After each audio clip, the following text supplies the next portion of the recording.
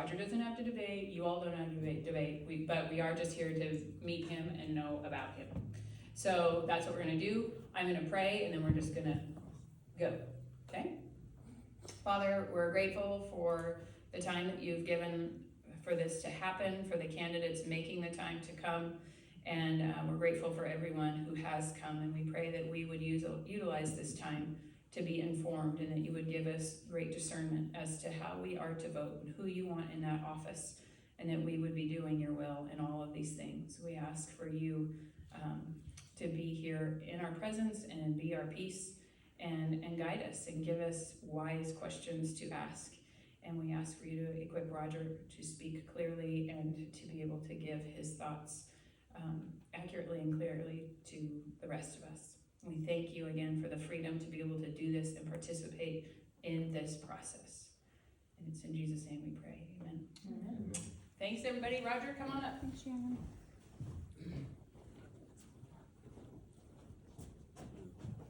Hello, everybody. I'm Roger Miller. For those who don't know me, I'll put that up so I'm hold it. Sometimes that's an altar, so I don't do that. Do you want to use a mic? Do you need me to? Please. I can do that. Stand up here. Hello, hello. Oh, that's much better. That's real nice. You can adjust it. Yeah, that's the up, down. There you go. Perfect. Hello. Okay. So I'm Roger Miller. For those of you that don't know me, I did grow up here in Sheridan County. I was moved here in 1972. My mom and dad moved me from St. Louis, Missouri, where I was born, at about 18 months old, to Cheyenne, Wyoming. And then in 1997, they moved me up here to Sheridan, Wyoming in the 3rd grade. And I've grown up here ever since. I went to, I started at Holy Name, went to Meadowlark, went to the old Central Middle School, went to the old high school, then went to the new high school, and then I went into the military. I went into the United States Air Force back in 1990, and I was part of the Desert Storm, Desert Shield stuff, but I was stateside at the time. I was stationed down in Cheyenne, Wyoming, doing the supply squadron stuff and helping all the, if you remember back in that time, some of us will, that there was shooting Scud missiles and doing different things like that, and so we had a lot of the chem gear that we stored in Cheyenne, and we put the bags together and get that out to those guys over there so they'd be protected as well as they possibly could.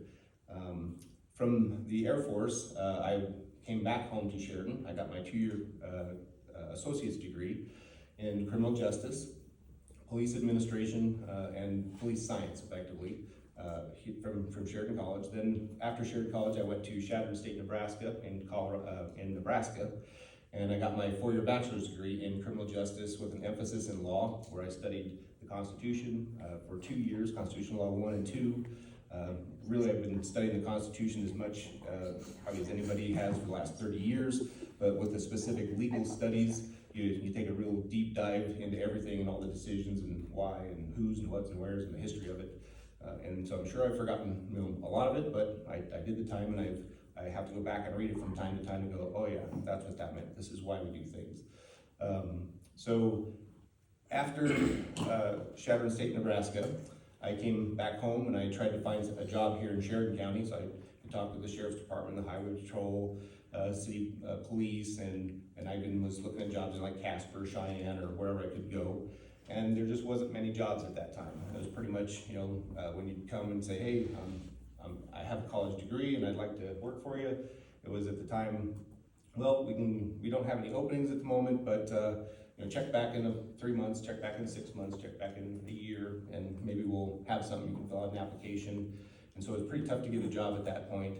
So I moved down to Colorado. I put myself through the police academy down in Colorado. It's the post certifications. That was another semester of school to where I learned all the Colorado laws and Constitution and all that stuff. So I have experience in education in Wyoming, Nebraska, and Colorado as far as education in law enforcement, enforcing the law, the constitutions of all 3 states plus the United States.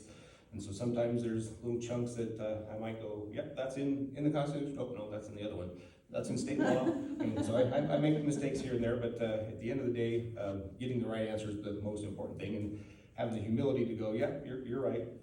I was wrong on that. This is how it should be. That's important to have that as well. So After I got post-certified down in the Denver metro area, I got a job, and so when I was applying for jobs, it was very interesting in Colorado. Down there were very few jobs and lots of people. So when I applied down in Colorado Springs, of course there's military bases and there's all kinds of stuff down there. There was 900 people that applied for 3 jobs in Colorado Springs. And I was with my bachelor's degree and with my military experience, which was in fuels, not law enforcement. Somebody was saying, hey, you were a cop in the military. I was like, nope, I was in fuels. I was not a cop in the military, I was in fuels. I put gas in jets. I got to refuel the Thunderbirds and things like that, but I didn't get to do the police work. So when I applied for that, you got guys that have, master's degrees and PhDs in law enforcement and 20 years of law enforcement experience. So, the list is like this long, and there's this many with way more education and experience than I had. So I was lucky. I applied in, most of the Denver metro area departments. I even had a call back to LaSalle, Colorado, which is a tiny little town, maybe Ranchester size. And they did an interview with me. They thought they might want to hire me, but then I'm glad they didn't, because a short time later, the department got investigated and they were all dealing drugs and doing all kinds of bad stuff. I missed that arrow. So I'm glad I didn't get hired there. So I got hired with the city of Broomfield, and the city of Broomfield is kind of right by Boulder, Colorado, Westminster, North Glen, Superior, Lafayette, kind of right in that northern area. Back in 1997, and as an officer, I worked pretty much every kind of case you can think of, from suicides to domestic violence to fraud, theft. Even had several arson cases that I had to work through the arson because it was an insurance fraud, so you had to work the insurance fraud parts of things. And as a law enforcement agency down there, we, not the deputies, but the police officers, had to do all that work. We didn't have, well, there is the CBI, the Colorado Bureau of Investigations, but we didn't call them in to do the work for us. We did our work, and if we had lab samples or other things that we needed done, autopsies were done elsewhere at other agencies. But for the most part, when we investigated a case, it was from start to finish, all the way through testifying in court and hopefully getting that conviction at the end of the court. Which I did almost every time. There was one case in a domestic violence case that I didn't get the conviction that night, and it was a couple of young ladies that were on the jury. When you do a court case, the attorney gets to ask the jury afterwards, well, can you give me some information on what we did right, what we did wrong? What was your decision kind of hinged upon? Why did you vote yes? Why did you vote no? That kind of stuff. And these couple gals said, well, we didn't like the fact that the officer wore his gun into the courtroom. And it's like, well, the state statute says I'm required by law to be carrying this thing when I'm on duty. So I kind of have to do those kinds of things. And in Colorado, it's an additional court security. So they want that done so that in case something bad happens, any officer in the state of Colorado can act and move immediately. So I worked a lot of different homicides, from domestic violence homicides and homicides of children, suicides of some of the really bad and graphic nature, so I won't go into too much with the children around. But I've worked a lot of cases over 5 years, and as a detective, I worked them even further on. So as a patrolman, you kind of worked it to a certain level as a group, and then as a detective, I would take those and be the lead detective and take it from start to finish. Also, I was part of the Denver metro area, at least for our area around Boulder and Broomfield and Westminster. The police officer involved shooting. So anytime a police officer was involved in a shooting, I was one of the detectives that went out and we investigated that case. One of the interesting things that we did in Colorado that I would love to see implemented here in Wyoming is that we did not investigate ourselves on those things. So if it was a Broomfield police shooting, we got the detectives from Westminster and Boulder and other cities to investigate us on that case, and vice versa. So if it was a Boulder shooting, me from Broomfield would go up and be part of the team and investigate that case.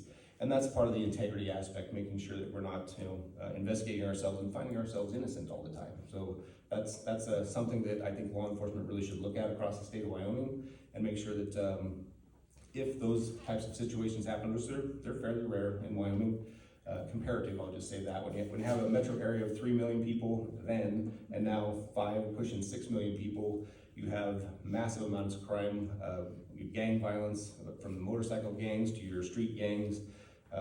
One of the cases that I was doing it down there, one of my jobs as a detective was auto theft. So I was part of the auto theft, Denver Metro Auto Theft Task Force. I'd be reporting and going back and forth between agencies and trying to, here's gang members who are stealing cars, who are your gang members, running fingerprints, doing all those kinds of things, trying to solve cases. And at the end, I finally was able to work a case from our Oriole Ruthless Boys. It was a Hmong gang in the Denver metro area that lived a lot in Broomfield. I was able to have fingerprints and other evidence, and a gang member in another gang, the Vietnamese soldiers, gave me information on the other gang. So I was able to and a lot of them are juveniles, so you gotta go through the parents, you gotta get all the signed paperwork, you gotta ask for Miranda rights, and there's a whole different aspect of policing that you have to do with juveniles on top of just talking to an adult and asking about their Miranda rights and all that. So at the end of the day, it's kind of a long story and I'll try to keep it short, but through that investigation, I ended up solving over 400 auto thefts. That was this ring in just our area, and there was hundreds more in other communities around us.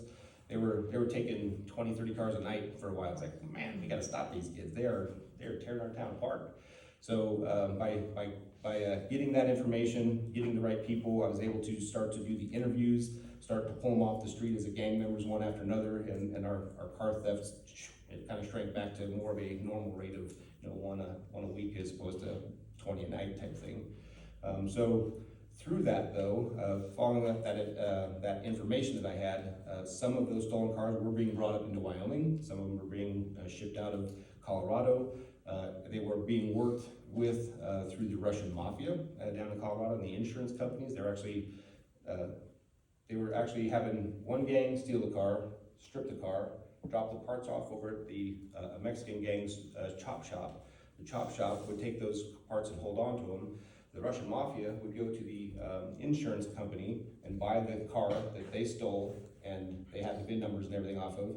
They'd buy the car, take it to the chop shop, put all the parts back on the car. So they had a brand new Corvette, had a brand new Lincoln Navigator, and all these different things. And then they would turn around with a salvage license and turn around and sell it, for $60,000 instead of $80,000. So they're making all kinds of money, and it's a great scam that happens all across the country in major metropolitan areas.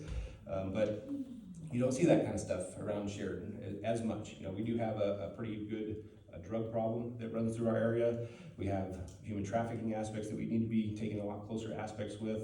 And we have, what I would determine as, your everyday stuff that happens, your assaults and your domestic violence and all that kind of stuff, your suicides. And we need to be, as we're working on that stuff here locally, we need to be making sure that we're doing a great job, and we do. The law enforcement does a very good job around here, but some of the education and training, and you can ask the officers, they wish they had more, they wish they could do more.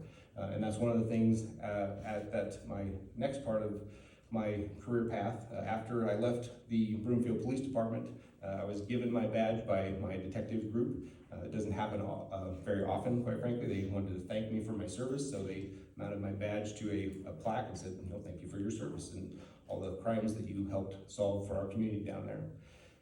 So after 9/11, there was the John Benet Ramsey case. There was the Columbine school shooting down there as well, and we'd have stabbings and shootings and stuff at our schools that didn't make national news, but I even worked vehicular homicide is what it ended up being, but it was an accident that this young man driving his car had a bee fly into his car, and he ran over a girl and killed her on the school property, and so you have to run that as it's a straight up and down homicide case, and it resolved in as good as it could resolve with the death of a child.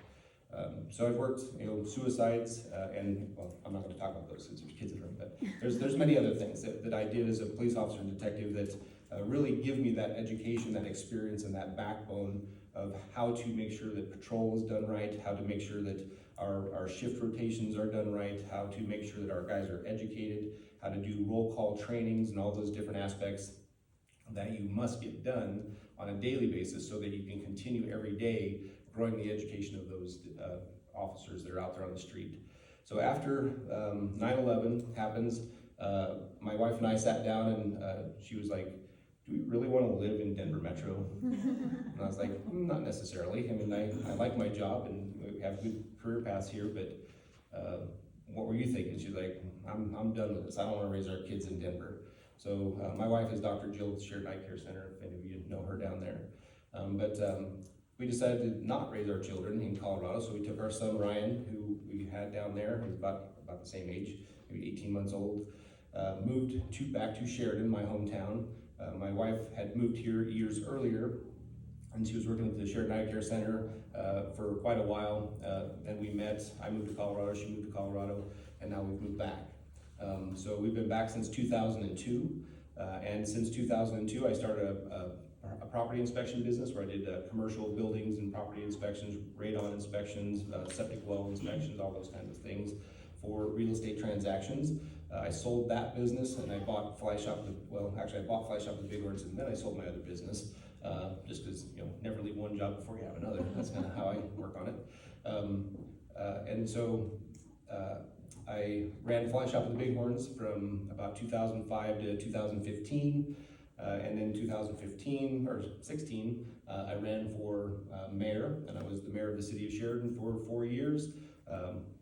Lost the race just recently, and I think sometimes, even though it may not have been what I wanted, maybe it not been of what some of the voters wanted, but there was other voters that did want it that way, and sometimes God works in mysterious ways.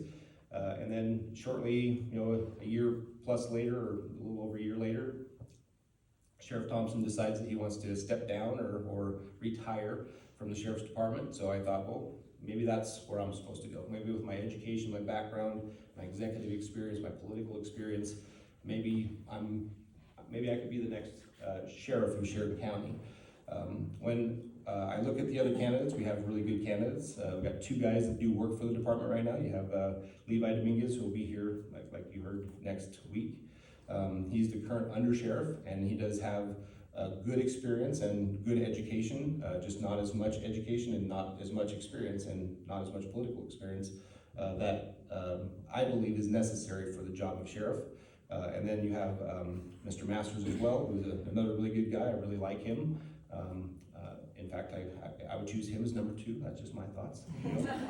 And there are things that once you look at the department, and if you come in from the outside and look inside, you have to, as an administrator, you have to look at everybody and reevaluate everything, go through the policies, procedures, make sure that everything you're doing inside the jail, the department, is all operating and running properly and functioning properly, and maybe if there's some changes, you make those changes.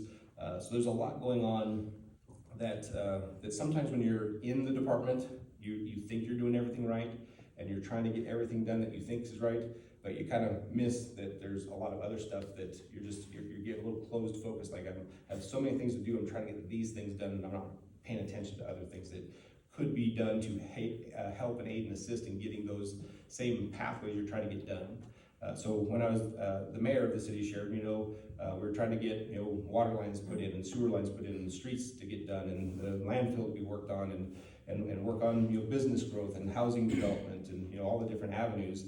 And I have a lot of experience at that, and I was able to help bring Weatherby to town. I was able to help Vacuum Tech go to their next building, which they decided not to do. We worked 4 years on that, and it was going to be another 40 plus jobs. And we had everything done, ready to break ground in April of 2020, and you know what happened just before that. So that ended up dying, unfortunately. It would have been good for our community. And then also the Kennan project. I helped make all that process happen through the mayor leadership, down at the SLIB board, getting the funding that helped do those things.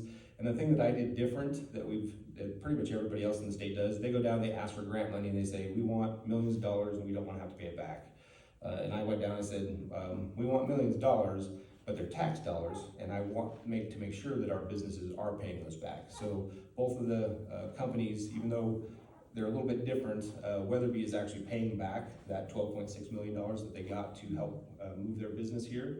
And then I went even a little farther and said, hey, state, since you have invested $12.6 million, would it be possible to leave 6 million of that here in Sheridan County, so we can use that funding and do the same thing. We can use it to help grow businesses and get it paid back to us to continue that growth over time. It's out of the box thinking that nobody else has done. It's the only time it's ever happened as far as I know in the state of Wyoming. At that time when I did it, it was kind of interesting. So I said, hey, what if we did this? And they went, wow, that's a really good idea. No one's ever thought of that.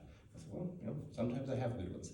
So at the end of the day, when you have a leader that can do all of those different things, having the bachelor's degree in law enforcement specifically is really important. You have a law enforcement agency that really needs someone that understands the law, all the policies, procedures, all the different aspects that are involved in the law. And you don't want to get your department sued. That's a major thing. You get sued, it basically could bankrupt your county, and then there's all kinds of other problems that happen. So that litigious side of our society is a big thing you have to be paying attention to. There's also the important things, the Constitution, the Wyoming Constitution, and the United States Constitution. I always try to make sure I have those with me so I can refresh my memory on those. When COVID happened, we had 2 years of certain rights being infringed upon and even violated in some ways. One of the things that I was able to do back in 2020 that nobody else seemed to be aware of, including our governor and most of our legislators, that I found on our state website, the pandemic plan for the state of Wyoming. And I printed it off and I took it around and showed it to each of them, and I said, this pandemic plan says that you don't shut down your businesses, you don't shut down your schools, masks are never to be mandated, and neither are shots. Why are we allowing this stuff to be pushed and handled in that way? This was a plan that was created back in about 2008-ish, back when another pandemic was happening in America. And they said, well, we need a plan. We need to make sure that every state in the union has a plan. We need to make sure the United States has a plan. And they're all very similar. They're each modified a little bit to each state, depending on services that are available. But the part that was disappointing to me was when I took that to the sheriff and to the county commissioners and to the state legislators, they were all kind of like, well, that's kind of out of our control. That's the doctor at the state. That's her job to know and do all this stuff. And I'm like, well, that's partly true. You actually do have to stand up for the constitutional rights of everybody before any of that other stuff occurs here. So if we'd had a different sheriff at the time, if I was the sheriff at the time, I would have pushed back much harder on that. I did push back as the mayor, but pretty much no one else wanted to go along that path. So we went down the pathways that we did. So that's kind of the long and short of who I am. But at the end of the, one of the other aspects that I did want to talk about real quick is when you have leadership in a department for a lot of years, it's one of those things that you do get kind of that same old mindset, and you're doing the same thing over and over, and you think you're doing really well, and you are doing really well. But having that outside view with the right education that can bring in Wyoming, Nebraska, and Colorado viewpoints, and experience in law enforcement experience that we just don't really see around here, that heavy gang type stuff. We do see a little bit of biker gang stuff in our areas. We do see gangs that are rolling through on I-90 and down I-25, and they do come into our community, and there's a lot going on across the border in Montana. Those types of things you have to be very keenly aware of and know what's going on, and having that experience in the past and having been paying attention in the last 20 plus years, living still in Sheridan and watching what's going on, it's important, I think, at this point, and this is why I'm asking for everybody's vote, is that have that vote of confidence in me for the education, the experience, the political experience, being able to go down to Cheyenne and push back at the legislature and testify on behalf of, let's say, marijuana laws. Do we want to go to a state like Colorado and have marijuana legalized everywhere? My answer to that is no. I've worked in marijuana down there, and I've seen the effects from before to today in Colorado, and it's massively different. When I talk to my other officers and my friends that are still down there, one of them now a division chief, she says, you wouldn't recognize law enforcement down here. It's we don't get to enforce the law for a lot of things, certain crimes. We just got to let it happen. It's ridiculous. And then you get all the sub-crimes that come from that stuff. You get the black market. And people say, well, there's no black market if it's legalized. Well, no, there's still a black market for who it's not legal for, and that's our children. So that focuses the black markets from being on everybody to being right on our children. Anyone under 18 or under 21, wherever they set the law at, is now the new target of trying to get those drugs into their hands. And then it becomes much more easy as well for that to happen. So those are the kinds of things I definitely do not want to see in the state of Wyoming. I've seen too much of that in other states, Montana and south of us in Colorado. I'm also a pro-life person. I'm not one that I'm very happy about the current decision. And I actually studying the Constitution back in 1993, 4, and 5, or 94, 5, and 6, I guess. We studied the Constitution, and I knew at that time the law was an unconstitutional law that was passed. And it was really a decision. It wasn't so much a law as like everybody has believed that it has become. So kicking it back to the states is the right thing. And you know, I've been watching CNN and some of this stuff, and they're saying, oh, you know, it's been completely wiped out in almost everywhere, and people are going to die and all these things. It's like, well, that hasn't happened yet. All the decisions that is the national decision has been wiped away, but now the states get to handle it on their own, and there are laws in the states, and those laws do apply to women and to men as far as all the health laws and those kinds of things. And it's up to the state legislators to determine how they want to regulate that. So here in the state of Wyoming, you can still get an abortion up to like 6 months. And so our laws have kicked in, and it's not over by any means. And so so you should be aware of that. You know, it's not ended. That's how our Wyoming law that was passed kicked in when it did get thrown out, and that says that they're still allowed. So those are the types of things that you have to be paying attention to as a sheriff, and know how to enforce those things, know how to work with the legislator, know how to work with the governor, and know how to work with your county commissioners and the counties around you, so that we can protect the people of Sheridan County the best that we can, and to be that barrier between government overreach and our constitutional rights. So I'm gonna open up to questions now. I have lots of things that I can go on, but I see the room is ready to talk and ask. So is there any questions on some of my history or my education, or why I'm running for sheriff? Go ahead.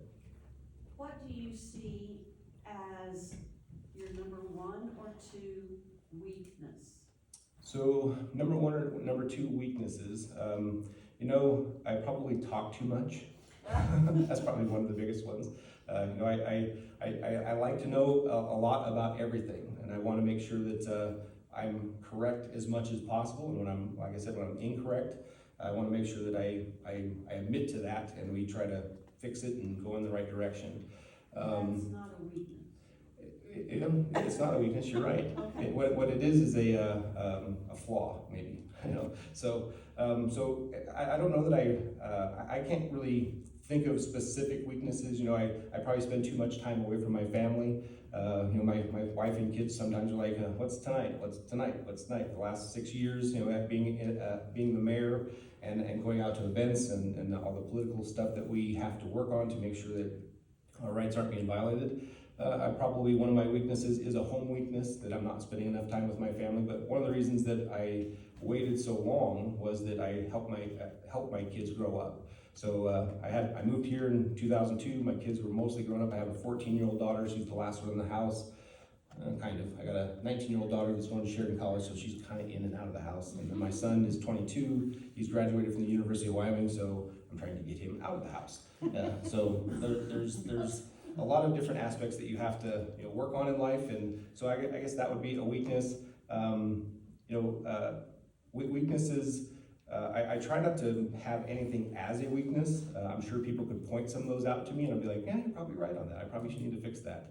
But I don't try to focus on those things. I try to focus on things that I can fix or to work on. I'm one of those people that just doesn't really sit still a whole lot.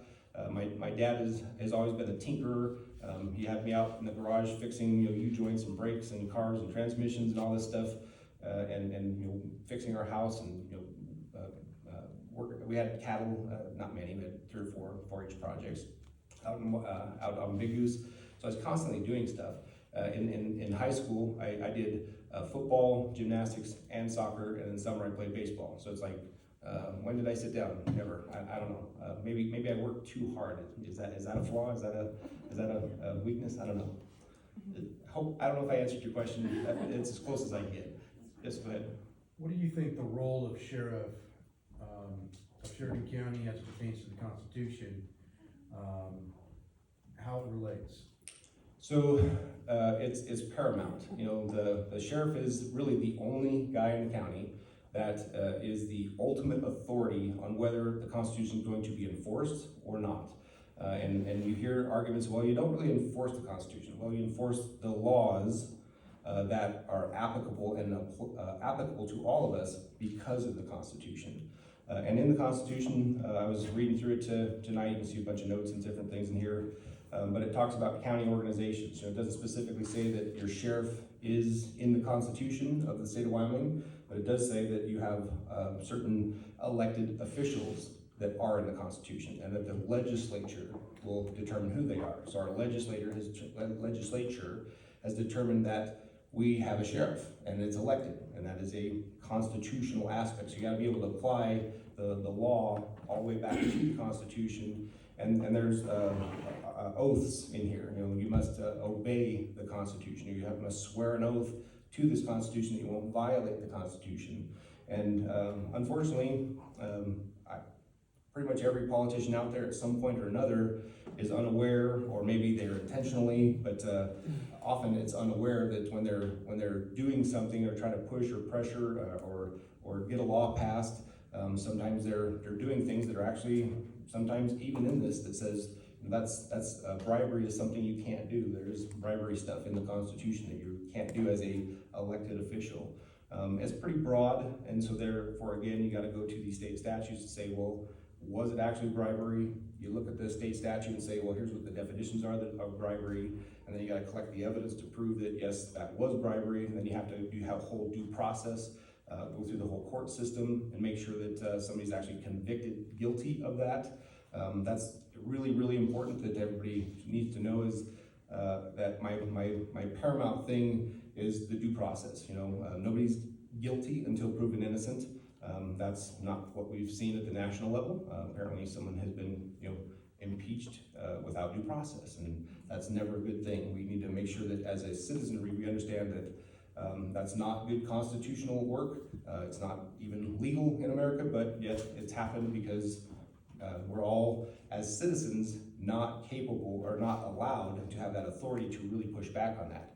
But your sheriff is. He's the one person in this county that has to be able to be independently elected, and so he can go and push back on every elected whenever they're trying to violate or infringe upon our rights, whether it's tax law or whether it's theft or there's certain statutes that in the Wyoming State statute book that simple words like and or and or.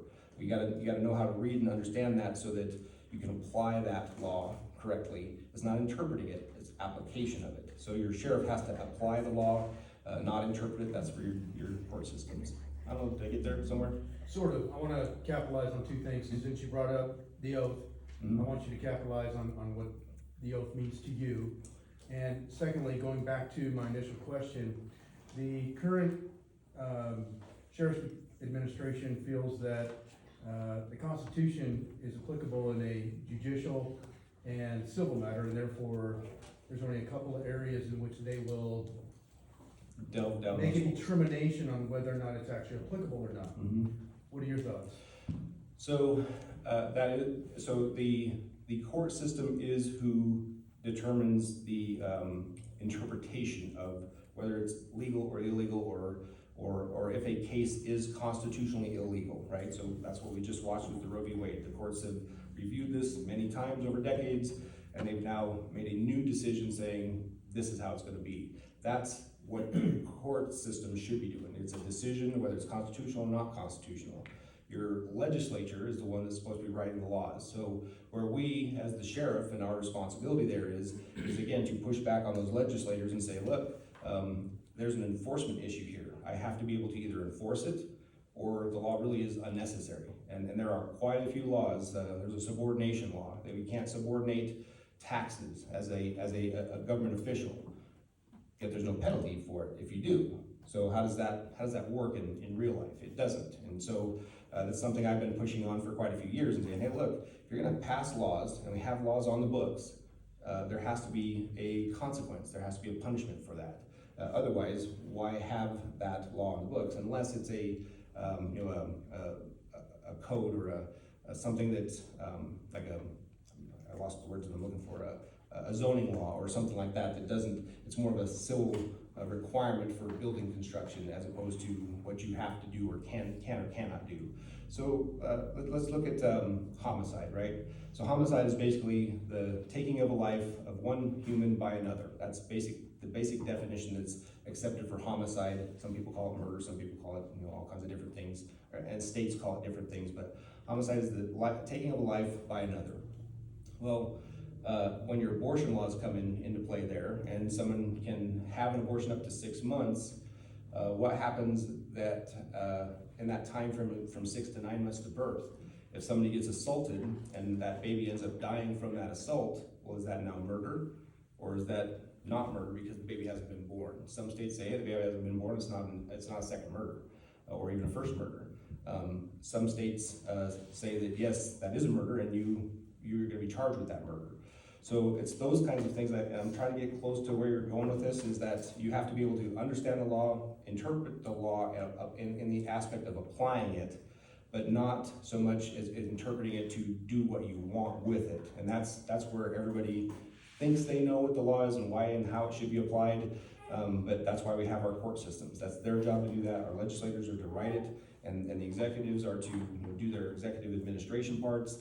But law enforcement's job is to enforce those laws and to try to keep them in order. And again, I don't think I quite got where you're heading. Not really. Yeah. So let me just ask you plainly then. Yeah. You touched on it a little bit in your opening, but when it comes down to you as being sheriff, and the Constitution, sure, there's laws that are in place, but if those laws are unconstitutional, are you going to enforce them?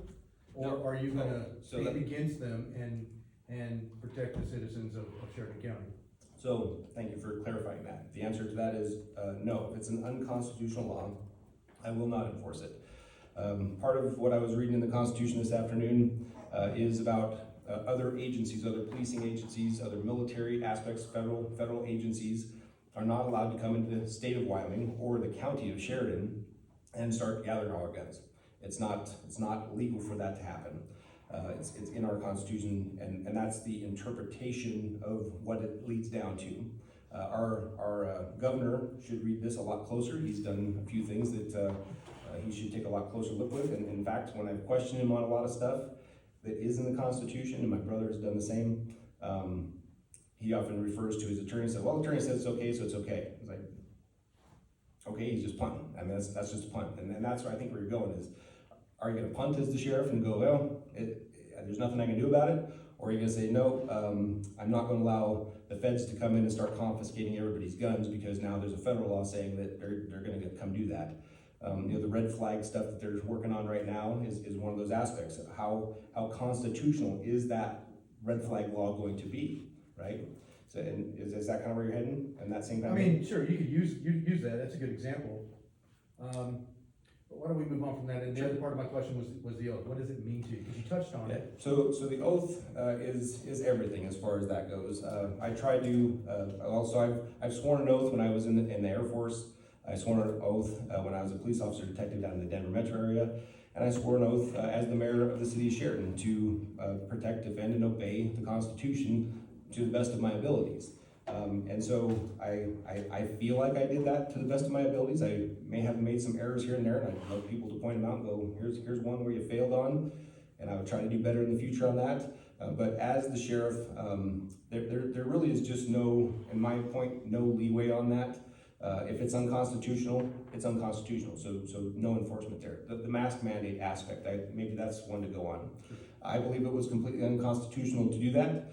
That's why I stood up and said, it's unconstitutional. We should not be doing this. In fact, when our city's departments did go to the mask mandate effectively at the city hall, I voted no on that. I said, nope, that is not something we should be doing, but the city council agreed with our city administrator for, protection and following everybody in the duck walk right off the hill. They went that way. I said, nope, that's not constitutional. I'm not gonna vote yes on that one. And so I tried to hold those lines wherever I could.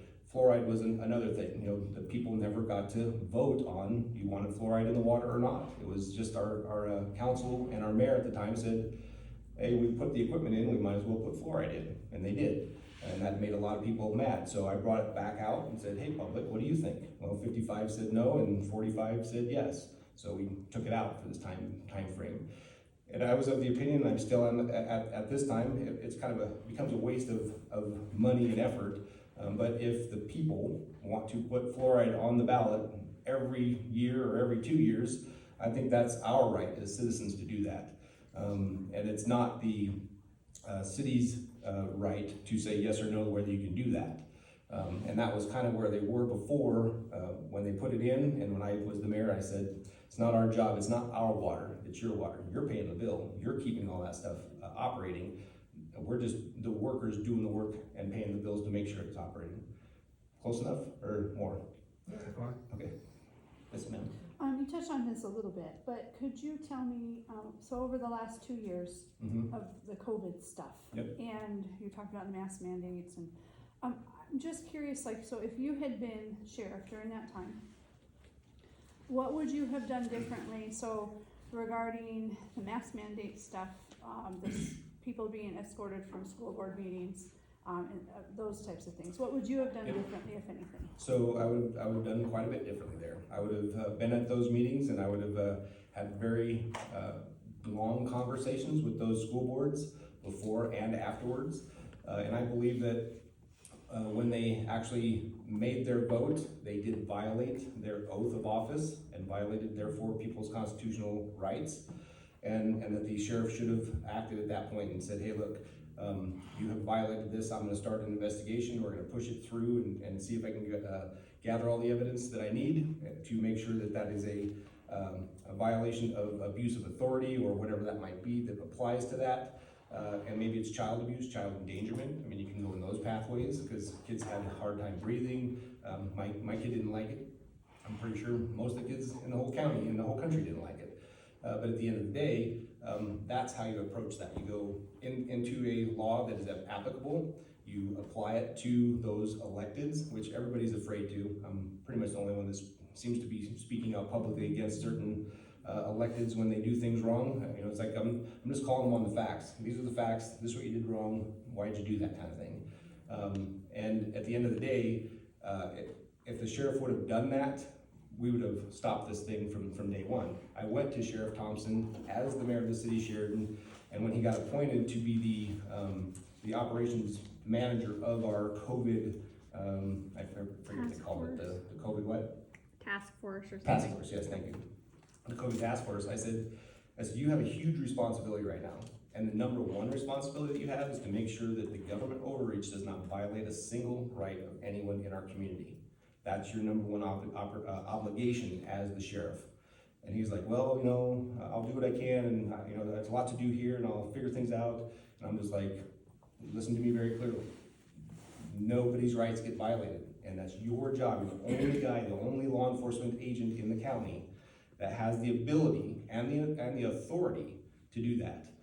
And because we don't have any county attorney investigators, we don't have any DA investigators, we don't have the other investigators of that nature. Our sheriff is that one guy that we get for our county. That's how our laws are set up in the state of Wyoming. Is that close? Yes, go ahead.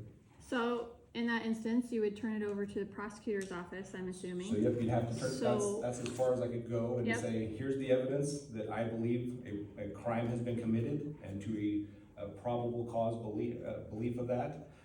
And then it's her job to take that and take it to the next step. So that's my question, is what's your relationship like with, I think Diana Bennett's the only one running, so Yep, I'm so assuming I she's have gonna a- win. Yeah, as long as she votes for herself, I think she's a lock. Yep. So at the end of the day, I have known Diane for quite a while. I talked with her a lot as the mayor of the city of Sheridan as well, because You know, I had law enforcement issues that we always had to work with through the county attorney's office. Diane likes me a lot. She loves the fact that I have a 4-year college education. She loves the professional aspect that I will bring to it. She loves the executive aspect that I will bring to it. And at the end of the day, you know, I said, hey, if that's the case, can you come out and support me? And at this point, she's like, well, I don't know if I can do it because of obligations of her position, and then B, you know, she should, by her coming out in her elected position, it's probably the wrong thing to do. And I agree. And after I asked her, I'm like, you're right. No, don't be doing that. That's probably crossing some ethical lines that I don't want to go cross. So at the end of the day, having the education, having the experience, having the executive experience, having the political experience, working with the legislature, working with the governor, having that maybe too much work drive to go and get everything done, and working with Diane, she I think would be very happy to be working with me and want she does want a more professional, more educated sheriff so that we can work on certain aspects. One of the things that I talked with her about, and again, it's part of the state statutes and laws, when there is a homicide or a murder or a death that requires a autopsy in a county, the right thing to do is to put that to a, I lost the word, but it's you get a true bill, you put it to a grand jury. You take that body of evidence, like the guy that got killed at the Bear Lodge. He was shot by his girlfriend's son-in-law, effectively, or his girlfriend's boyfriend, or his daughter's boyfriend. He was shot by that person. And at the end of the day, she was like, well, if I had this more information or this evidence and this, I think I might be able to prosecute this case as not a castle doctor, not a self-defense type thing, based off of the alcohol, based off of other factors that were going into this case. And I said, well, you know, why don't you take it to a grand jury? That's what every other state does. And she's like, well, I'd love to, but you know, I don't think I have enough even to get it past a grand jury. And I'm like, well, that's for the grand jury to decide, not necessarily for you. It's for you to say, what do you think as a community? Should we go farther based off of the evidence we have? Should we go get more evidence? That's kind of that part of that due process, how you work it beforehand. And I said, well, where are your investigators? Well, we don't have the budget for investigators. We don't have any. And so I was like, well, that doesn't make any sense. Why does the sheriff's department not split a detective salary for, you know, he's hired by the sheriff's department, he gets, you know, county benefits either way, but if the county attorney's office pays for half of that salary, well, now we can take that rotational position and put him in the county attorney's office. And then every case that comes through that needs further follow and further evidence and investigation, that detective can do that for the county attorney's office. Instead of having to pull a patrolman off the street or your detective and have him go back and follow. And so my thoughts and my plans to try to help this along is the city splits one, we split one. She pays for basically one employee, but she gets two because the sheriff's department and the city police department have a detective is now working for her as their follow-up investigators. Everywhere in Colorado, that's how they do it. They don't, I'm kind of blown away that we don't have a county attorney investigator that works only for the county attorney, because it's a second level, maybe a third level investigation aspect, because now your evidence collection is one thing, and that's the follow-up evidence collection and the follow-up interviews are another thing. But then when it gets to that legal technicality aspect, having that position inside the attorney's office, they're gonna be able to say, here is the things I need. I need, you know, this because here's what the law says and here's how it needs to apply. So I need you to find out, did this happen or did it not happen? Write the report down and have that expertise to testify on that evidence. So I don't know if I went in any direction right, but that's, I will get. Sounds like you have a good working I will get relationship. along very well with Okay. Diane Bennett, yes. So along those lines, Roger, it sounds, well, I'm not gonna actually speak for you. I want to hear what you Yeah, do. that's the best way. That's fine. So, Alan Thompson seems to have a philosophy on how the sheriff's department is run. I've heard, Are you talking the beans and bullets way? I'm just gonna talk about his philosophy. Okay, well, that In was general. one of his philosophies, yeah. In general. Okay. And I've heard from a couple of his deputies, they kind of mimic that same philosophy. Mhm, of What do you course. feel is good or bad about that philosophy, and why? So I can't say what Thompson's very specific philosophy is. I went down and I talked with him about a whole bunch of stuff and tried to probe his mind and ask him about his leadership style, and he went into the beans and bullets. Well, my job is to provide the beans and bullets, and it's kind of the military style, and then it's the officer's job is to get the work done. Well, that leaves a whole lot of gaps. That's too many gaps that need to be filled in. So as the administrator, I've kind of gone through all these different topics. You have to be able to lead by certain example, but then also lead through the department from the top down. Your department attitudes, your department procedures and policies, and how they do it, from how they do a traffic stop to how you do a felony stop to how you do an arrest procedure, to all of those different aspects. That has to be led from the top down through policy and procedure and leadership. And so the way that Thompson has done it, every sheriff has their own way of doing it. Every new sheriff in the future is going to have their own way of doing it. And so the philosophy of, whether it's community policing, or whether it's, coffee with a cop, or shopping with a cop for Christmas gifts and those things, that's your classic kind of community involvement, trying to, the firefighters going out and washing cars, and that's that community relations type thing. But a deeper part of that philosophy is how do you patrol? What are you patrolling? What kind of crimes are you getting and focusing on?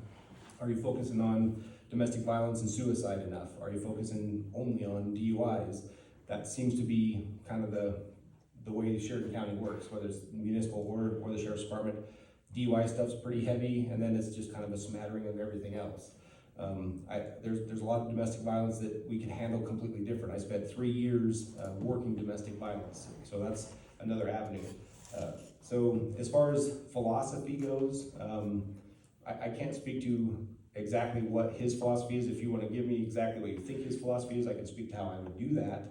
But the beans and bullets is just part of it. You have to do a lot more involvement with your officers, that morale aspect, making sure that nobody's pigeonholed into a position. It's one of the problems that we're going to see. If Levi wins and his deputy, Mr. Masters, is underneath him, what's going to happen to his career at this point? Is he going to be, pigeonholed into something and be treated poorly for a while, or will he quit because he gets frustrated? I can tell you, I've talked with quite a few different people that have worked in law enforcement in Sheridan County, and the anger goes all the way back to a lot of different chiefs and a lot of different sheriffs. Some people have asked me, well, with Hoffmeyer and the city, they didn't really get along for a lot of stuff. Well, that's an attitude. That's a personal issue that a lot of that stuff was going on, and that's, to me, not acceptable. I'm willing to talk about everything. I may not agree on something, but I'm always going to try to talk it and see if we can come to some kind of agreement on how to make it better.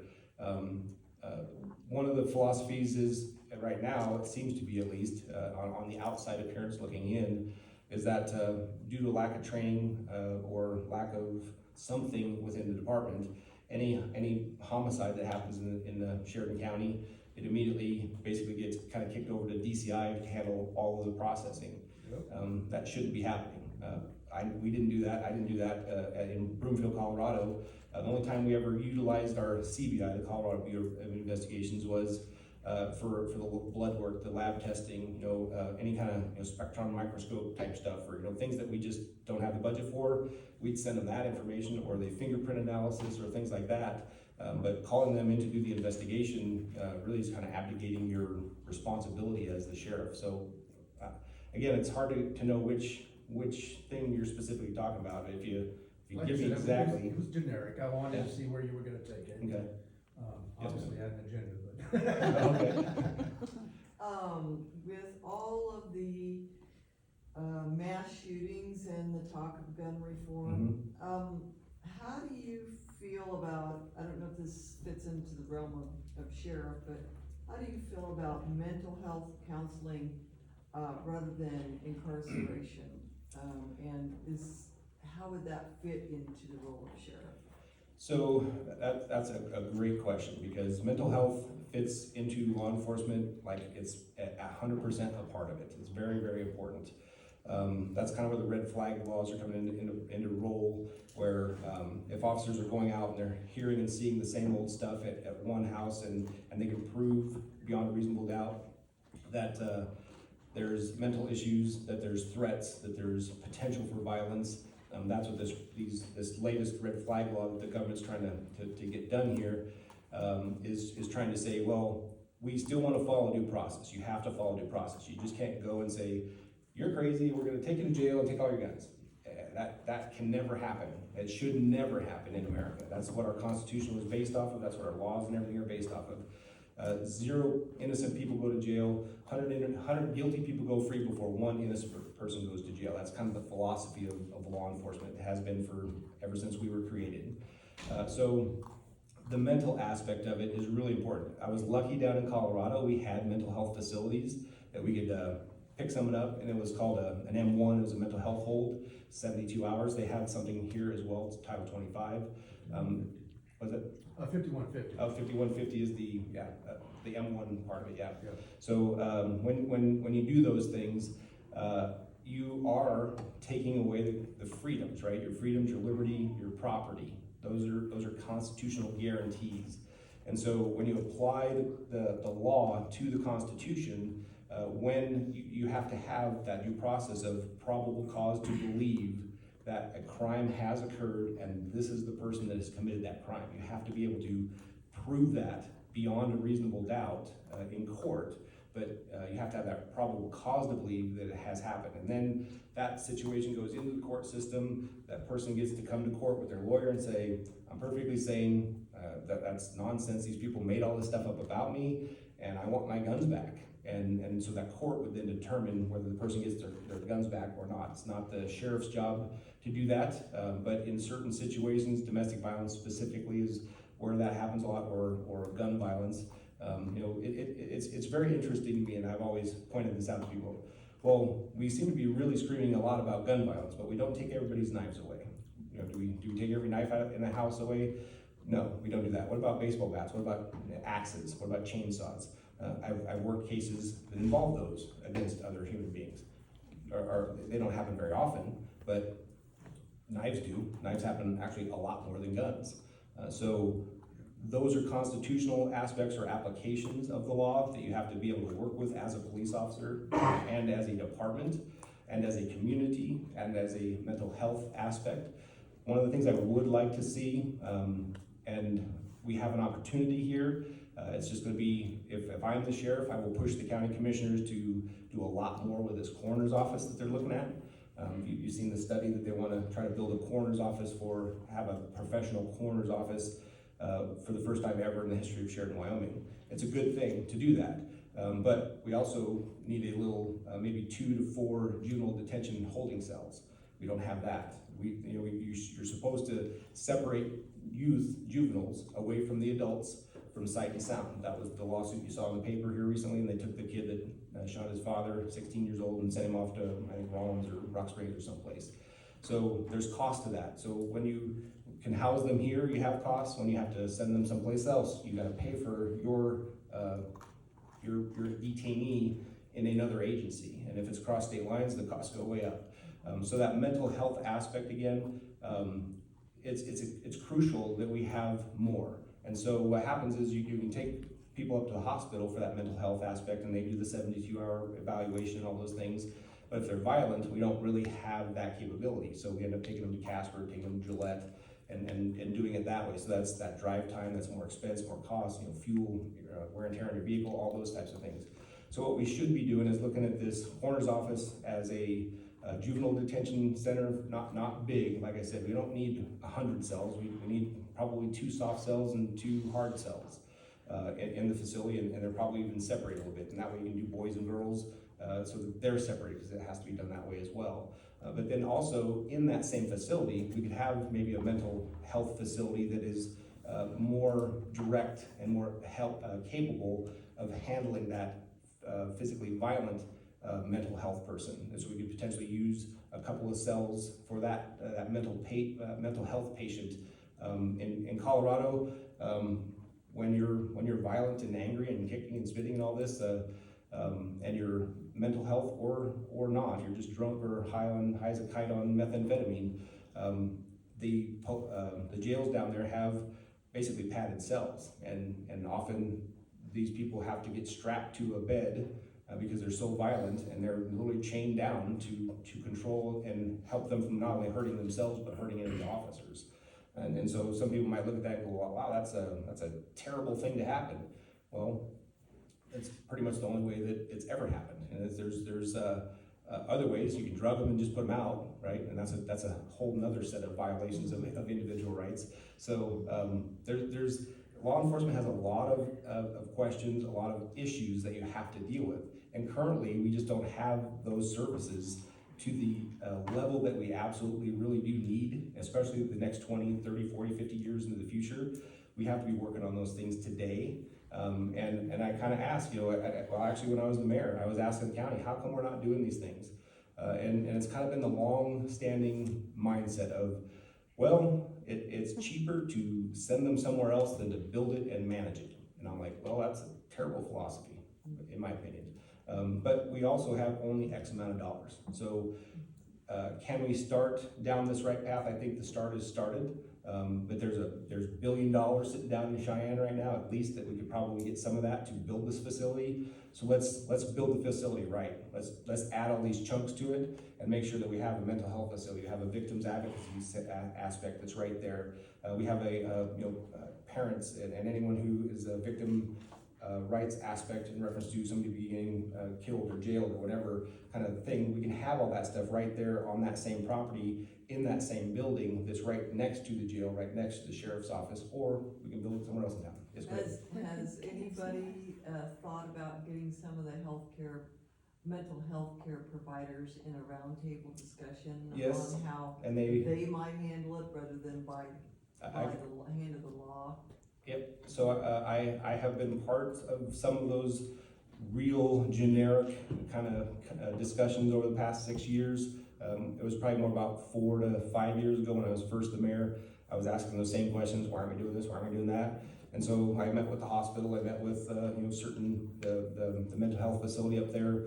There was certain funding going to help with our homeless aspect in the VOA and the VA and the mental health area that's right up by the hospital. I can't remember what it's called, Northwestern Mental Health something. And they do some of that stuff. But again, if it's a violent aspect or if it's a narcotics related thing where it's a medical thing that needs both, we don't really have that. And that's why this facility really probably should be upgraded, or better, if it's medical and mental health, it's better to have that actually up at the hospital. But hospitals don't want that. They don't want the cost, they don't want the effort.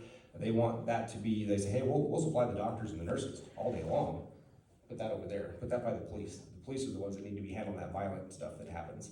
And that's just the way that our country has worked. It worked in Colorado that way, it works all across Wyoming, in every state in the union. When you have your major cities, they have billions of dollars, hundreds of millions of dollars. They have fantastic facilities, but rural, anywhere in America, it's just very, very hard. And again, we've been working on the telehealth and all this stuff. Millions and millions of dollars are trying to do in our hospital situations, all across the state of Wyoming, all through the pandemic, right? Trying to get some of that medical help, but not actually being in contact with your doctor, just on a Zoom call, right?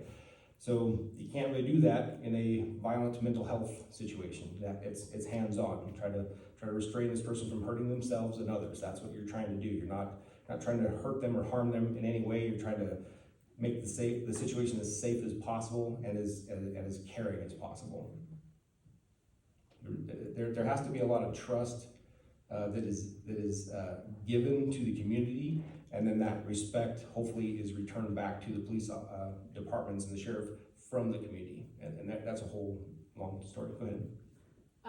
Kind of back to the question about during the pandemic and whether it be at a school or a school board meeting or a business, you can pick the location, I don't think that matters per se. Mhm. But the relationship between the SO and the PD and the PD saying, they've asked you to leave, it's now, you are now, So trespassing effectively. yeah, criminal justice. now you're in a criminal situation, and that person's saying, but stop a minute, the criminality was done to me. Against my First Amendment rights of speech. Yes, And speech or, complaining to our political officers, right? right, and so then the PD Mhm. says, well, I have to do this. The SO does have that higher level of authority. If somebody calls and says, And you notice they didn't do that when I was mayor. I made sure that was not going to happen. happen, Mhm. but it did. It did happen under the current mayor, yes. Yeah, so then I understand that you'd have a different opinion, I'm just wondering, how do you? I had a different philosophy. I said that we're not gonna be doing that stuff. So say that did happen, We're there for security, but we're not throwing people out. We're not taking away their First Amendment rights. That was my position on that. okay, so then what would you do had you been sheriff at that time and you've got the chief of police showing up and saying, we're doing this? So the sheriff How do should have. you handle that then? So the sheriff should have stepped in and said, hey, I got this.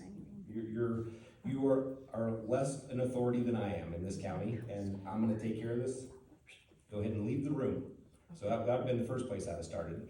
Then I would have said, all right, we're gonna take a few minute break. I'm gonna have a conversation here with the school board. And I would have a conversation with them about civil liberties, Constitution, and that kind of aspect.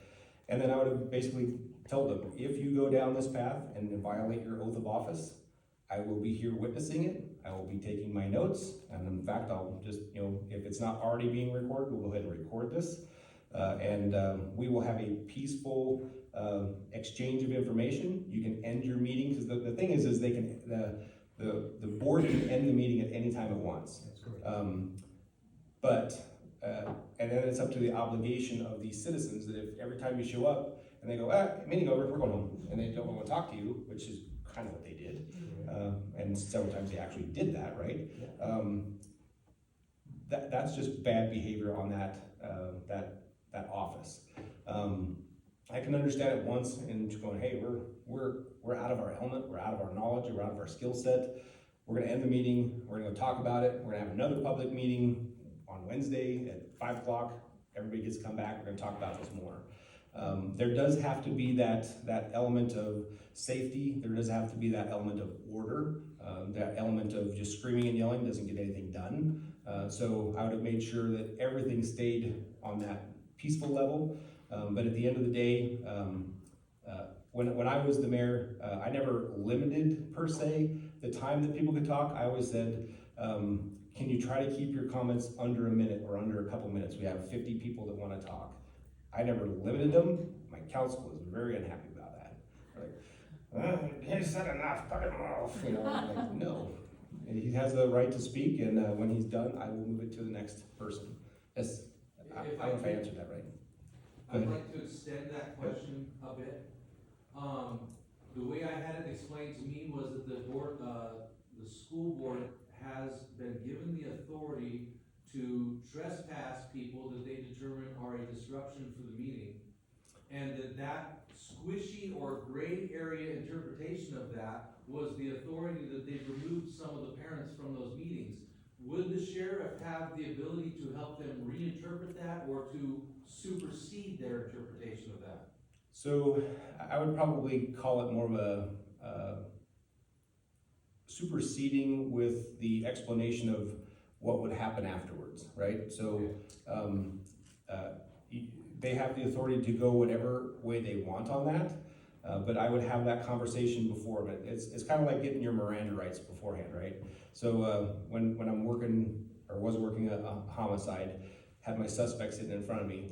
First thing we did in Broomfield was, sir, you understand that you're under arrest tonight? Yep. You understand that you have the right to remain silent. Anything you say can and will be used against you in the court of law. If you cannot afford an attorney, one will be appointed to you free of charge. We did the whole Miranda with them. And I often went so far as to have a form there, and I asked them to sign it as well, and most of them did. It was quite entertaining to a law enforcement side to see that happen. But when you do that, you're asking them to give up their rights to remain silent, right? I mean, most people that are innocent are going to talk. Most people that are guilty actually want to talk too, because they want to know how much the cops want to know. But so, in reference to your question, is that's the conversation I would have had. I would have went to them and said, here's the road you're heading down, and if you violate that, I am going to do an investigation. I'll go ahead and file it with the county attorney, and we will see where this ends. So either you allow the people to talk in a peaceful manner, and you can end the meeting whenever you feel like ending that meeting, or that will happen. And so it's kind of that pre-advice, and then once they violated the law in that fashion, follow up with the consequence and the filing of the case. And then again, it's in the hands of the county attorney, and can the county attorney go forward? We've taken a lot of stuff to our county clerk, our county attorney on different aspects, our state attorney general, and far too often they're punting on this stuff.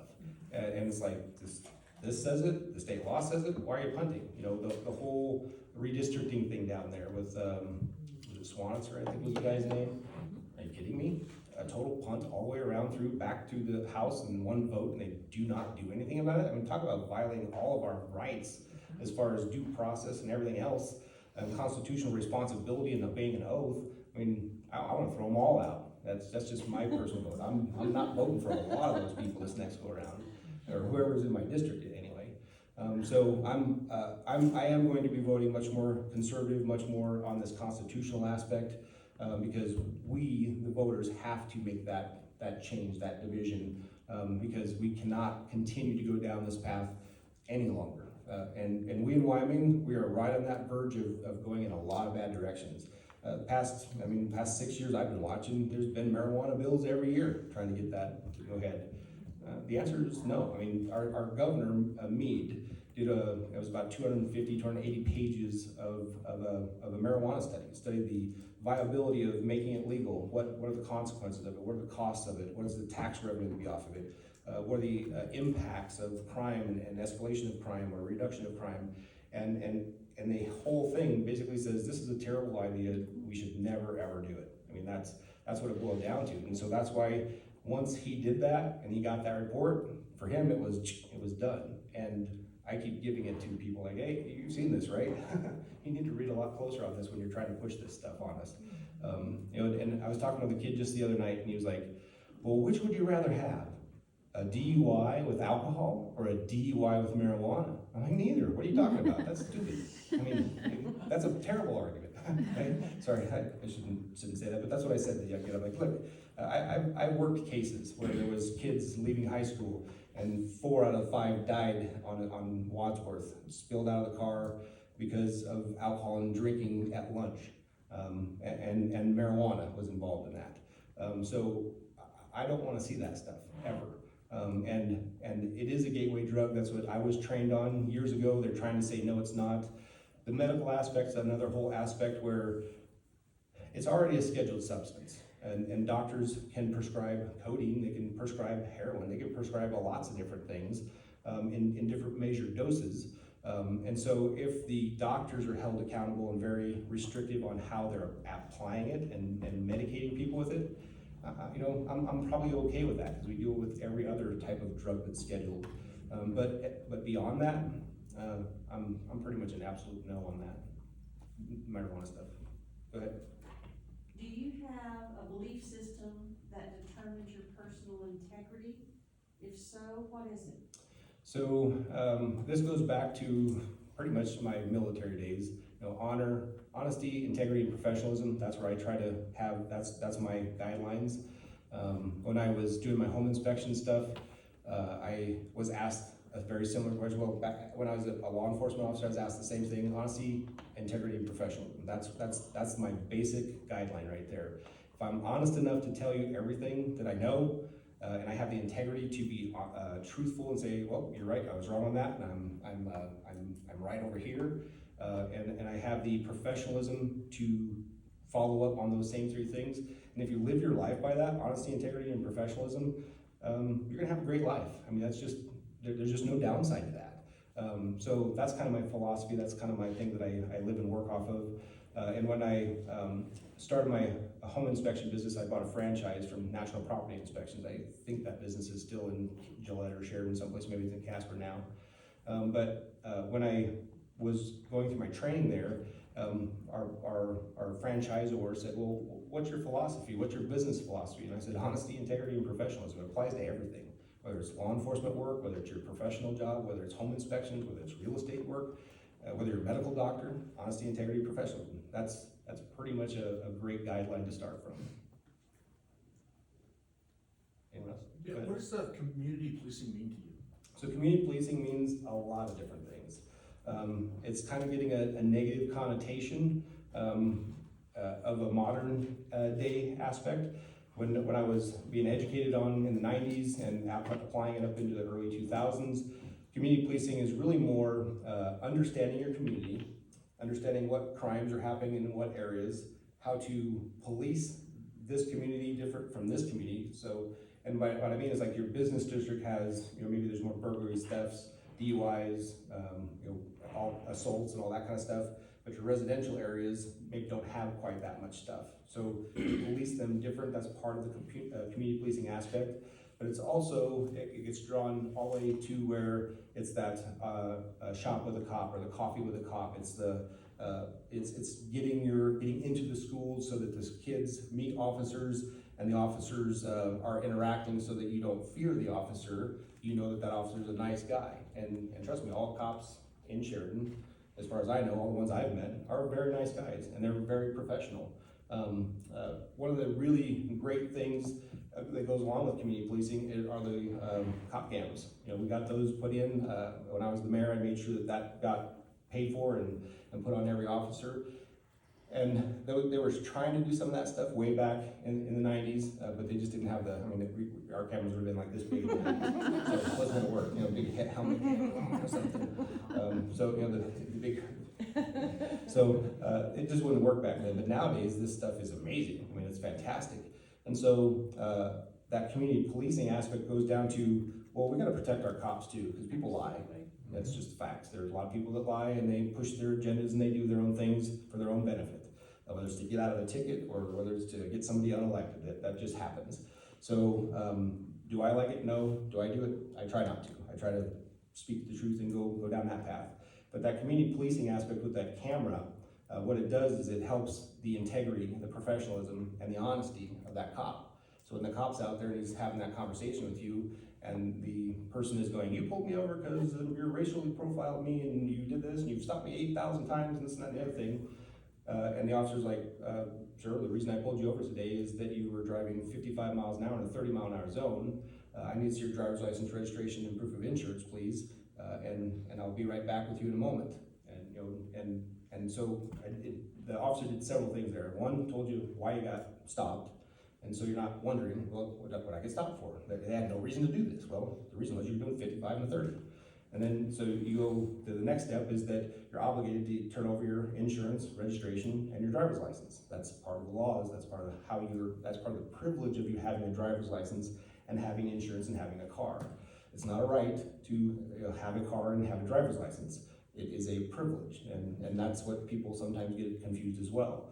So at the end of the day, I did it several times. People would come and complain to me.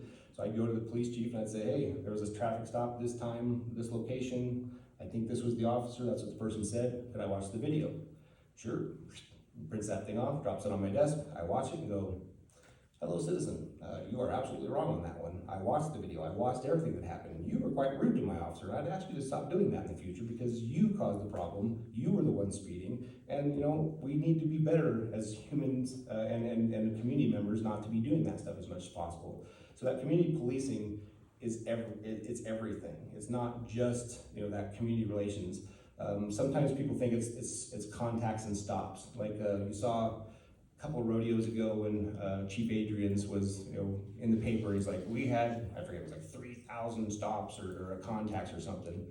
And I'm like, oh, that's a terrible way to put it. I mean, it was just not good. Because what is a contact? A contact is part of community policing. What we did in Colorado, at 3 o'clock in the morning, someone stumbling down a sidewalk in a public park or next to a road.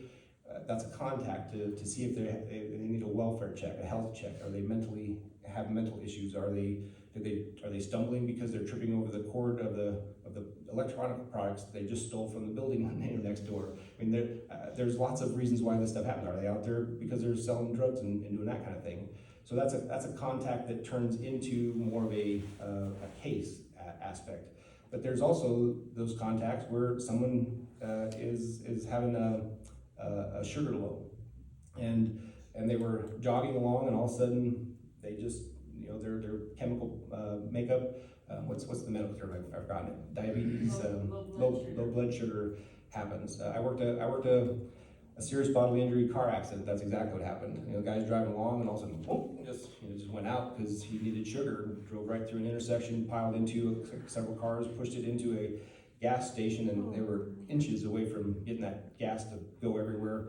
I was just like, oh, this could have been a Hollywood movie here for a second, because that's never good to see. And people, by the time I got there, which was maybe 45 seconds later, people had stopped, traffic stopped everywhere. People are, asking everybody who's healthy and doing whatnot. And literally this guy's laying behind the seat, and I'm thinking, oh my God, this guy's dead. I got, code 5.3, get this stuff coming here, an ambulance and this and that. And this guy runs over and looks at the guy, and he goes, I think he's having a sugar issue. And I'm like, great, what do you think we should do? I'm not a doctor. And he goes, I'm gonna run and get a candy bar. Great, go get a candy bar. And I'm like, I'll pay you back. And he runs inside and he grabs a candy bar and he sticks it in the guy's mouth. The guy's like, boing. I mean, it was like, whoa. I was like, well, I've never seen that before as a police officer. I was pretty new at the time as a cop. I saw it a lot after that. But at the end of the day, that community policing goes all the way through every call. It's how you treat your people that you're working with. It's how you treat your community. Are you polite? Are you professional? Are you honest? When there's major crime aspects happening, there has to be some amount of work that is done where you're asking your community to participate with you. One of the things that I did, my one supervisor said, hey, what I want you to do is I want you to, for this rotation, I want you to go out and start a neighborhood watch. So I went out and I knocked on a bunch of doors in the neighborhood where we were having criminal trespasses and burglaries and thefts and broken windows and all this stuff that was near a school. And I said, I'd like to start, ask you all if you'd like to do a neighborhood watch program. Oh, how would that go? So I helped set up a neighborhood watch program. I got that whole neighborhood set up. And from that, we actually got a lot of leads on the kids, the gang kids at the high school were leaving instead of 3 o'clock, they were leaving at 1 o'clock. They're going through everybody's houses and properties and cars and everything on the way to their fun gang event. Pulling all the change out of pockets, stealing Walkmans. Remember those? Back in the 90s. So there's a lot of different stuff they stole, cassettes and CDs and everything. Wallets, money. I'm still just that bad. If you ever feel like 10 or 20 bucks, my visors always got 20 bucks in there. I most of the time lock my car. That's what I love about Sheridan is you can still get away with that stuff. You cannot get away with that stuff in Colorado. Just one incident, and this happened like pretty much every day. I had to work 40 cars and garages that were gone into, and that's report after report after report, victims and property, and it took me hours and sometimes a day or two to work that one set of cases that happened. And then 2 days later, here's another 10, and here 2 days later, there's 40 over here. And so that's part of community policing. You go in and go, these types of crimes are happening. How do we implement a plan to try to fix that? So my neighborhood watch program that I went in that area, those locals said, hey, I saw these kids. I watched them go out there and pull that stuff, those doors open. They're just walking down, opening up the cars, and getting in, taking stuff, and going to the next one. And they just walked down the street, and it took them less than 5 minutes to go 40 cars. And it's like, there we go. So next time that time frame rolled around, I just what I did is I just showed up in that neighborhood, parked the car over in one area, walked over to another area, and sat there and watched, and here comes that group of kids. And, hey, 446, I need to back up and arrest them all, fix the issue. That's part of community policing as well. So there's a lot involved with community policing. Yes? So it seems like there's a little bit of a stigma between Sheridan Police and the Sheriff's Department. And the. Like currently still? And the community as a whole. Do you also feel that? And so I saw it and I feel it. so what would you do to change it? So I think it's starting to change. You know, after Hoffmeyer left, there was a real rift between Hoffmeyer and Adrian's, and so your new chief of police, Koltiska, and the new sheriff, whoever that might be. Hopefully it's me. I went to high school with him. We can get along really well. But we have to work that stuff out. There are agreements, you know, that jurisdictional agreements that have to be signed between the city police department and the county. And sometimes the county likes to have a little bit of a buffer for the police officers. Sometimes you'll see them jump up on the highway and they run around. Well, they've signed an agreement saying that it's faster and safer if they're on the north end patrolling. Yeah, north end, yeah, right? North end patrolling, and something's happening in a Walmart. They sail around that interstate and they're at Walmart in 5 minutes as opposed to 15 minutes and through traffic all the way across town. And they don't have the jurisdiction to throw their lights on and just rip down the interstate. You know, the police, city police are city police.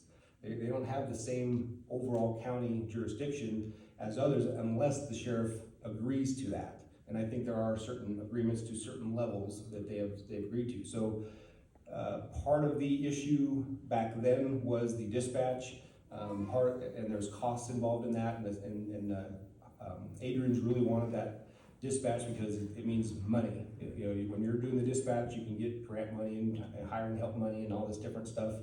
And so that was what he wanted. And he proved that you only really need one for an area our size.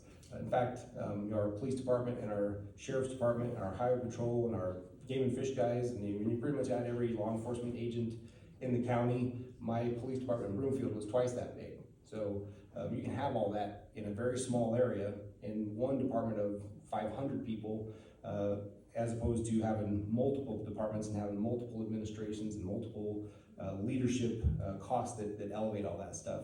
The difference is that your sheriff is responsible for having the jail, right? And so your municipality can have a jail. It costs a lot of money to do it. So our number of people, our tax base, there's just no reason to do it in our county. I don't know today. I go off in a lot of different directions. I help it all? Yeah. One other question. So, utilizing the situation that took place in Texas, in Uvalde. The school, yeah. In the school. A lot of parents showed up on school grounds with guns, ready to go in and do what the police wouldn't do. Mm-hmm. What are your thoughts about that? And what are your thoughts about allowing citizens to work side by side with the sheriff's department, go on calls, help out, be a support, etc.? So I'm completely in favor of having that reserve type thing. The training must be there. State law says that if they're going to carry a gun and have arrest authority, they have to be state certified. So how does that apply into the schools? It would go the same way. From the teachers I've talked to, and that's quite a few different teachers, most of them, they're like, we're teachers, we're not cops. We don't want to be that. We want you to be the cop, right? And so if there's a group of teachers that want to be that enforcement or that immediate internal response, I would work with that. I would work to get state and federal money to help pay for all that stuff, get them certified. I would make sure that they have a sheriff's vest or something that identifies them. The biggest problem that you have when the people show up, if you don't know who is the bad guy, when 50 people have guns and only 4 people are in uniform, it's like, this is a shootout and which way is it going? Because I don't know who is good and who is bad in this situation. So you have to, so I'll kick it back to the Columbine thing. back in Columbine, that's why it became a national recognized issue and a national problem, is because Columbine was basically effectively like the Texas thing. Everybody went, they kept everybody out, and they were waiting for SWAT to go in. And that was the policy. That's how everything was done for decades before. And when Columbine happened, it was such an atrocious thing that happened that we had to change the policy. And that's why we have ALICE training now at a lot of different levels, and it's more of an immediate response thing. Do you kids ever get ALICE training up at the high school? We're homeschooled. They're homeschooled. Oh, sorry. So some of the public schools. My kid did. They do it at the yeah. So it's good to train the kids on how to respond, and so instead of freezing, you can respond and react. So my plan would be, and I tried to get Chief Adrian's to do this, and we didn't necessarily see eye to eye on a lot of things, but my plan would be this: all agencies respond. As soon as we get there, we pair up, we go in. It's an immediate response, and you clear room by room by room. We did it with barricaded gunmen down in Colorado and lots of different situations. We didn't wait. But as time went on, our department was starting to be a little more wary of that bad shooting that might happen from doing those kind of situations. And they were afraid of those lawsuits. So they started to try to change policy, and it really hinked up things. And I was telling bosses, like, our job is to respond and protect. We're peace officers, yes, number one, but we're also that first line of defense, and really the only line of defense when things get really nasty. And if we're not capable, if we're not trained, if we don't have the guts and the backbone, as every cop in our whole county has to be, to go in and put your life on that line, well, we need to replace those officers to the degree we have to, but some of those officers do have a place in the department. Maybe it's in evidence collection, maybe it's in detentions, maybe it's in something else, that they're not on that front, kicking in the door lines. I kicked a lot of doors in. I went through the front doors with shotgun in my arms, or my pistol over a shield, and we entered houses and we took people down immediately, not shooting them. This is something I'm very proud of. We took out, I don't know how many hundreds of people that were barricaded gunmen and gang violence type stuff and all that. And when you come charging in, often people they panic. They don't know what to do. So when you charge and it's a short distance, most of the time you can get a hold of things and hang on to stuff and get the gun over here and peel it out of somebody's hand before something bad happens. So that immediate response has to be that the city responds. If it's out in Tongue River, the city responds, Sheriff's Department responds.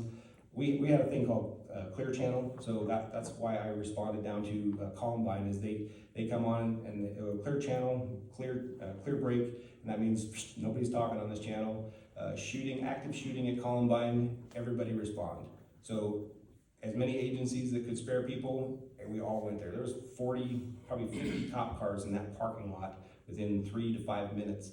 And when we got there, they did the same thing. They're like, hey, whoa, thanks for coming, but we got it under control. We got the place surrounded, we're waiting for SWAT.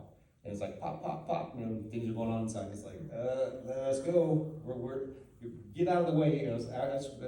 If we other officers would have just pushed those officers out of the way and went in, we could have handled that situation. We were not allowed. So by the time we got there, by the time the messages went back out to our departments, my boss is going, 446, 448, 432, respond back to the city. They got it. Get out of there, come home. We turned around and we left. And then now, the history of, a little bit different history of how that went down. Uvalde, it was just old policy that has to be changed. We can't do that ever again. I won't allow that under my watch. We're going to have an immediate response thing. We'll be working with the police department. We'll get game and fish. The VA is a little tough to work with. We may not get the best to cover. We may not want them, quite frankly. No, I'm just kidding. Sometimes that law enforcement you want. And so, I'll go back to real quick, and because I get going on these things. There's a lot to talk about, but the teachers, if they want to be trained, let's train them. But that costs money. We need gear like vests and bulletproof vests and things like that help them be safe while they're doing that. Shields, bulletproof shields. There's other side of that too at the schools, is we have this, again, $1 billion plus down there in Cheyenne.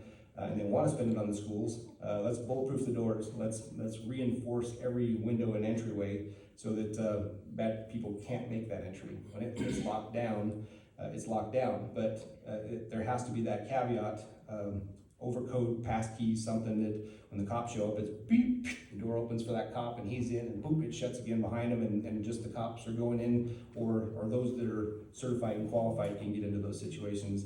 So, there's so many more things. We could hire certified and certify security guards for every school. Again, it's a long-term cost, it's a long-term fix, and that's why we really haven't done this stuff, because when you count the number of schools just in Sheridan County and you count them all across the state of Wyoming, you're talking hundreds of more people that are gonna be paid off our tax dollars. So you gotta balance that. You do wanna pay a lot more in taxes for a pretty, I mean, look, our history is very safe. We did have that one shooting in the early 90s down at Central Middle School. That was a terrifying time frame for those kids. I was just out of high school in '89, and it happened just shortly after that. So there has to be more we can do, and there is, and that's where I'll focus on that tax, that money that's out there, that stimulus money, and try to get some of those things implemented in our county. And it's also with our school resource officers. You know, maybe we do need a school resource officer in every school. Currently, we don't have the money, we don't have the grant funding. Our guys, for some of the grade schools, you know, they hop around. You know, Tongue River has, was Boot Hill, I think was the guy out there, but I think he's recently changing. So there's a lot more we can do, but it's all about money and how to get that money. The last thing on that is that I have done that, right? I was able to get emergency money for the hill slide. I was able to get, you know, close to $40–50 million worth of water funding and sewer funding and road funding and stoplight funding and, you know, pathway funding and all these different things. So I know I can get that done. If you elect me as the next sheriff, I know I have that skill set. I know how to get that stuff done. I've done that, and that is one thing that sets me apart. Go ahead. Go ahead up here. Do you have any kind of faith or belief system? So I'm Catholic. Is that what you're asking? Mm-hmm. Yeah. So I am Catholic. I go to church. I was at church this morning at 8 o'clock. I'm a little disappointed after 30+ years. We've lost a couple of our priests, so we're down to basically one, and he's got like a retired guy that's helping out over there. We are no longer going to have our 8 o'clock mass starting next week. So we're going to have a 10 o'clock mass and a 4 o'clock mass, and so my long-term my repetition. What is that when you're locked into doing the same thing? Routine. Your habits. My religious habits, yes. My religious habits now are erupted. I go to 8 o'clock mass every Sunday. We'll invite you to church. Oh, that'd be great, yeah.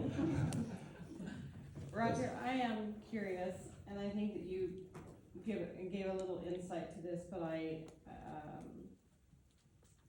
have law enforcement in my family, and one of the other candidates answered this in a way that left my skin crawling. Okay.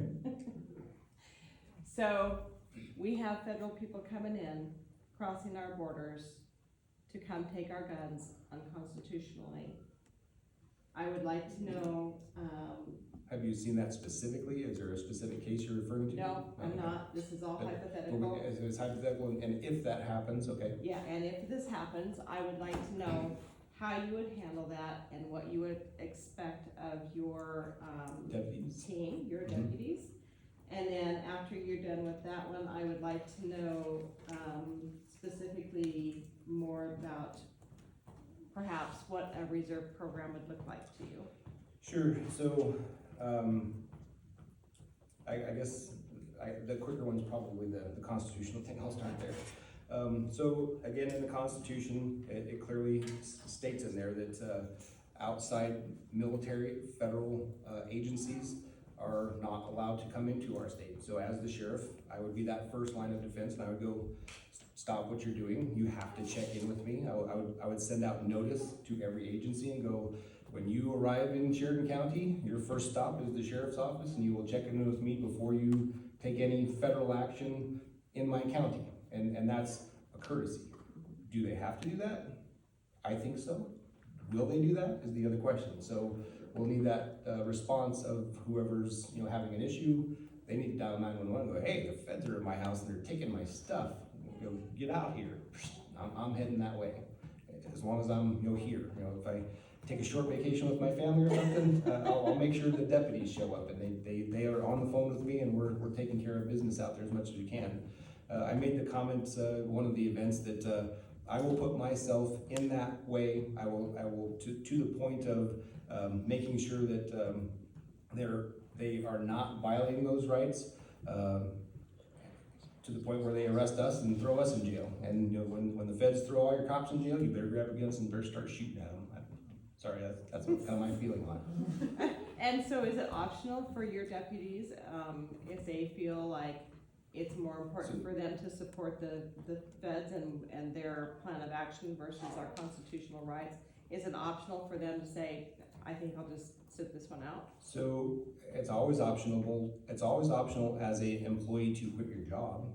So if they want to walk off the job and not do what they are required to do and they're directed to do by their boss, I'll take their badge and their gun and give it to the next guy who wants to get that done. So that's just not that's not an option. It's flat out unconstitutional and illegal. And I would stand on that wall and I would take that bullet and I would go to jail to make sure that stuff doesn't happen. Because that's what would happen. It just like what I would do to a school board, I would put them under the fire. The FBI would go, hey, the sheriff is in our way. You're interfering with a federal investigation. You're under arrest. We're lodging you in your own county jail, and then we'll take care of what we're doing. And then it's me and my lawsuit now to go back and have to try to sue and fight and do all that kind of stuff. But that'd be a real bad day. I'm not sure I'd go to jail. I'm pretty sure I'd shoot it out. And on the reserve program, what are your thoughts So on the that? reserve program. Not just in particular teachers, but in general. So the reserve programs are, again, they can be very costly. I am in favor of doing that. I'm in favor of doing it in a couple different ways, where some people are fully trained and qualified, and I would probably ask that the person, if they want to get that far, they maybe fund some of that themselves, or maybe all of it, because you know it is a voluntary type aspect. But I would also have it to where, you know, eyes and ears. You know, that was a lot of the most important thing that most cops do is they're good eyes and ears, and they can write a report and they can repeat that in court, so that it's a trustworthy accounting of exactly what happened. And so reserve programs are more about kind of that neighborhood watch, right? So if we need lots of people with guns, yeah, I'd like to have as many people that want to be certified and paid for and qualified. I'd have everybody do it. But it's a matter of how much money and how much can we get there. So I would open up that option so people could get more certification, more training. I would have to work that, you know, through the state academy down there. I'm sure there'll be pushback. I'm sure there's probably some laws and procedures that I'll have to work on as the sheriff through the legislature to fix some things so I can do certain things. And that's the bigger issue with it, because they are kind of restricting little bit by little bit on different aspects. So it used to be that the only person that could arrest your sheriff was your county coroner. Well, couple decades back, they decided that, really, that we want to change that. We're going to move it up to because the legislature changed the ordinance or the statutes of how it reads, that it's more of a state police type thing as opposed to your county coroner was the guy, because they're political positions, and there's other laws that apply to your political people. You can't just go and arrest them for anything. You have to have pretty clear and very specific things, because at the end of the day, it's an SF 104 lawsuit, like when Governor Meade tried to say, hey, your authority as the school superintendent or the treasurer is no longer applicable. I'm gonna take that back for myself, and we're gonna have this other person do part of your job too. So you don't get to do your job as an elected. And it's like, no, you can't do that. You're an elected. That you get your job, and me as elected, I don't get to take away your job. But it's a different thing when you have a sheriff who has the authority to investigate and arrest. That's different, and that's where the sheriff is the most important elected position. And that's why I'm asking everybody to vote for me, because the education and the understanding is a lot more than some people understand right now. So we go back to that hypothetical. Yes. You said in that extreme situation where it So gets to where Ruby you're Ridge. yeah, we're there. You're either shooting it out or going to jail. At that extreme extent, is that a position where you expect your deputies to do the same? So When my it's that point yourself. my philosophy would be for that is that if you're on the sheriff's department, you're going to be swearing to the Constitution, and you're gonna have a very strong belief system in that. But at the end of the day, if somebody doesn't have the backbone to stand on that line and protect the citizens, well, that says a lot to me, and I'm probably gonna work towards replacing that person or putting them in a different line position to where someone will be out there and stand there. It's just like your military, right? So I was in the military. You know, you have the option to not follow an unconstitutional law or order, and you also, by not following that order, are subject to maybe execution because you didn't follow an order by your superior. So it's a decision that you get to make as a first-class airman. I pretty much followed all the orders that I had because, thank goodness, I never had to do one that wasn't constitutional or against my individual rights. Let's look at all the guys right now that are 14, 15,000 or 20,000, I forget the number. People that are not gonna get their shots and they're looking to boot them out of the military for not getting a shot. It's an unconstitutional thing.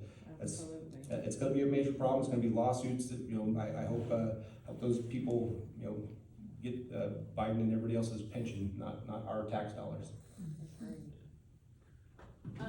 Everybody, we're kind of out of time for the whole general time. I know we could all keep going, but I did tell my husband I'd be home before 10. So, but don't feel like you have to leave. Yep. Just go ahead and, you know, keep asking your questions, keep talking with Roger, and get yourself a drink so that you can wet your whistle and be able to keep talking. If everybody can just give Roger a round of applause, thank you for coming. I would appreciate your vote, and hopefully I've given you enough information to know that I have the right education, the right experience, the right political experience, the right leadership, the right, the best ability to go down to the state and make sure that our laws are being functioned properly, and that that the job of the sheriff is much broader than just basic law enforcement. So I'm asking for your vote, and I would appreciate it on August 16th. In August. Yes. In August, go vote. August. Okay.